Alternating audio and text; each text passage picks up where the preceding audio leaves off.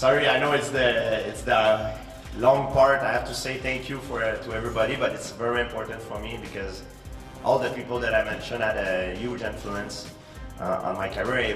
If it would not be for them, I would not be able to be where I am right now. So yeah, today everybody knows, it's not a surprise. I announced my retirement. There's no tears. I'm very happy to do it. It takes a lot of discipline though to retire on top. It was a long process in my mind, but it's time to do it. Only a few people have done it, and I always said that I want to retire on my own and not be told to retire. So it takes disciplines, and in combat sport and full contact sport, that's how you should retire. You should retire on top. When I was young, the reason why I started doing mixed martial art is because I watched Royce Gracie growing up when he won the first UFC. And at that particular moment, I knew exactly that's what I wanted to do. It's weird, it's like I had a vision. And I want to say thank you to Royce Gracie to have inspired me. Also thank you to Jean-Yves Thériault to have inspired me, not only as an athlete, as a good role model. And thank you to Wayne Gretzky. Wayne Gretzky is probably the best athlete, all sport combined. His record would probably never been broken. And not only that he's an incredible athlete, for me he's an incredible role model, and through my career I always try to mold myself like Wayne Gretzky. I always wanted to be like Wayne Gretzky, and I'm a huge fan of Wayne Gretzky. The fight, my agent was talking to UFC. We tried to organize the fight with Khabib, but I know Khabib wanted and I wanted, but the UFC had other plan. To the point where I am in my career, for me it's more at this time taking one fight at the time instead of being there for several fights. And the way the business works in UFC, I believe it's they want, if they promote someone, they want to keep him there, to have a guarantee that the guy is there. It's like an investment. And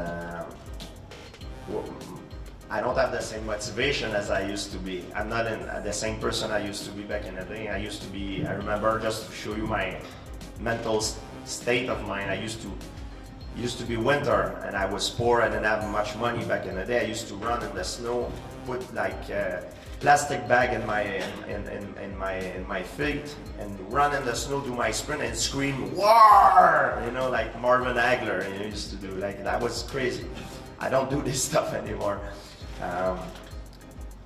I don't want to. I used to want to go there and beat everybody. I don't care who and when. I wanted to destroy everybody, to go on top. I don't have the same anger, the same hunger anymore. Even though physically I feel I'm on top of my game, the hunger is not the same. I saw the message on the internet. For a fighter where I am right now in my career, the most exciting thing, who's also the scariest thing to do, is to fight an opponent who seems invincible. And Khabib is that guy right now. That's why I wanted to fight him. It was a fight that could elevate my legacy, but yeah, I knew he wanted to fight me, and this message excited me. But unfortunately, it takes two fighters and also the organization to make the fight happen. And the UFC have other plan for Khabib, and I wish him the best of luck. I remain a big fan, and I look forward to watch his next fight. I'm sure he's gonna do great, and yeah. The moment I'm the most proud of my career is when I got dropped in the fight game. It's when I got dropped with the head kick by Carlos Condit, and I fall down and I was able to stand up. It sounds weird, but people think it will be about a victory or a knockout. For me, it's when I got dropped by a head kick and I survived. That's the most proud thing I am of my career. because it shows that I had the guts to come back from an obstacle and I was able to overcome it. I talked to Dana White yesterday because I called everybody before this. I made the decision. I called the people that had a big impact on my career, and I called Dana White, and he said congratulations. He said nobody retired on time in this game, and you did. And he said it's very good. I'm very happy for you, and we left on a very good term. We remain friends, so it's a good thing. I always gonna be training. I see a lot of athletes. When they retire, they become fat and out of shape. It ain't gonna happen with me. I look even better now in training than I used to when I was 25, 30 years old. So I'm always gonna be training every time. I'm training tomorrow. I'm gonna train. Today my day is pretty busy, but tomorrow I'm back training twice a day. I'm always gonna do that. Plus all the other stuff I need to do. That's how I am. I need to channel that energy that I have, otherwise I go crazy. Even when I go on vacation, I need to train. So that's how I am. People who know me well know how I am, and they know that's how I deal with things. Fighting, it's what I love to do in my life, but this is not my life. My life is who I am with my friend, with my family outside of this. So it's just a little part of what I do that goes away. It's okay, I'm gonna fill it up with other things. And for me today is a very happy day.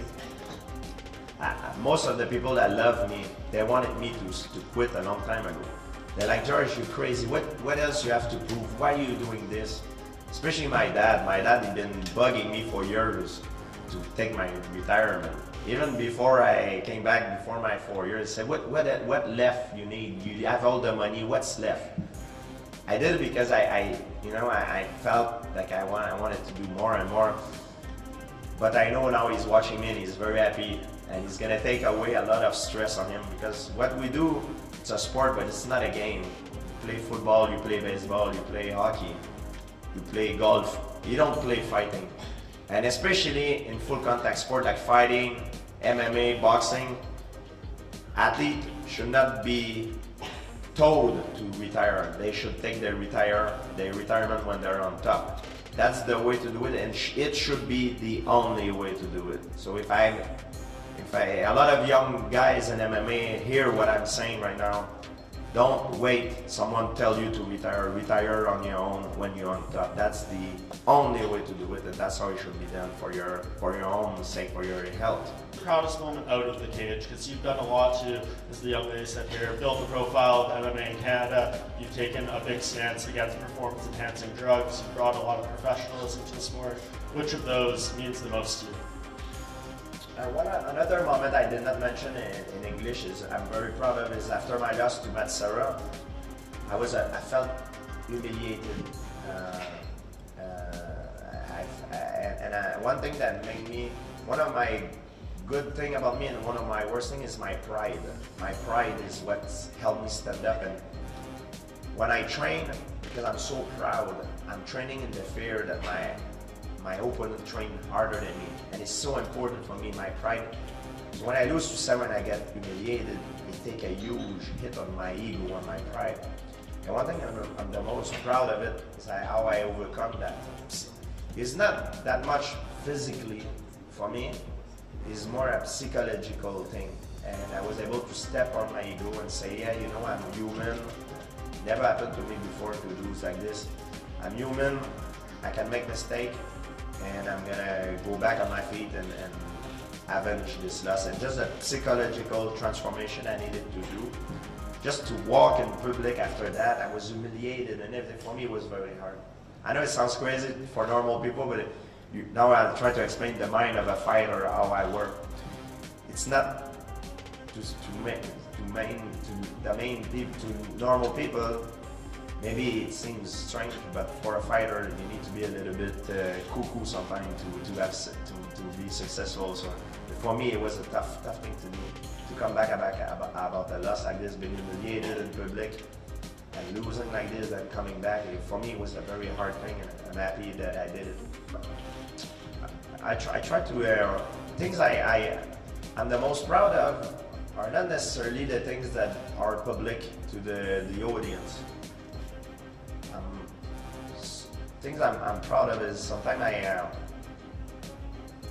I change sometimes a guy's life, you know, and I don't know if I did, but I try to do sometimes.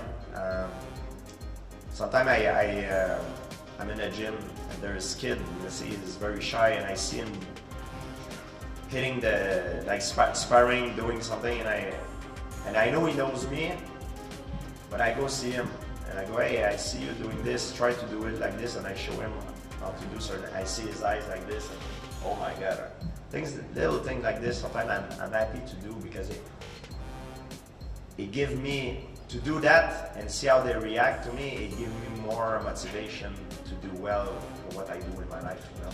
So that's why I like to do it. Change little thing in people's lives. Sometimes for me is more important than try to do big things in front of the audience, and things like this I try to do every week when I have a chance. For me, it's very important. Just wondering, what is your message to your fans who might be being bullied nowadays? The message is, like I said, is don't victimize yourself. Look the problem in front and see what you can do. If you victimize yourself, you become more of a victim, you know? My way of overcoming it, I learned martial art, and I gained confidence because I was growing up. I was not a confident kid, you know. I was looking down like this. Martial art taught me confidence. You know, people sometimes they link martial art into violence, into a lot of bad stuff, but martial art for me, it saved my life. It enabled me to channel all my aggressivity, because I had a lot of aggressivity when I grew up, and if it would not be for martial art, I don't know where I would have been. I would not be able to channel all that energy or all that negativity that I had when I was young, and it saved me.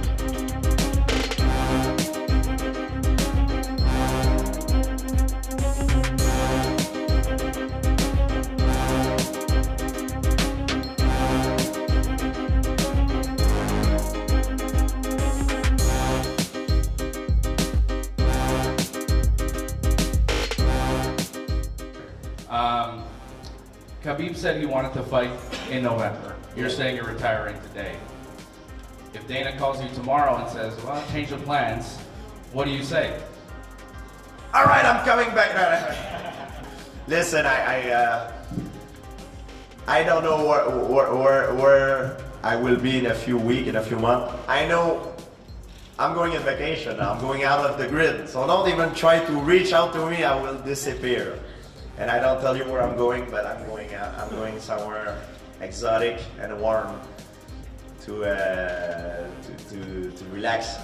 And yeah, I don't know, but I have my agents that take care of that for me, and I don't know where I will be in my mentally, in the state of mind I will be in my life, also how I will be in a few months. But I don't know.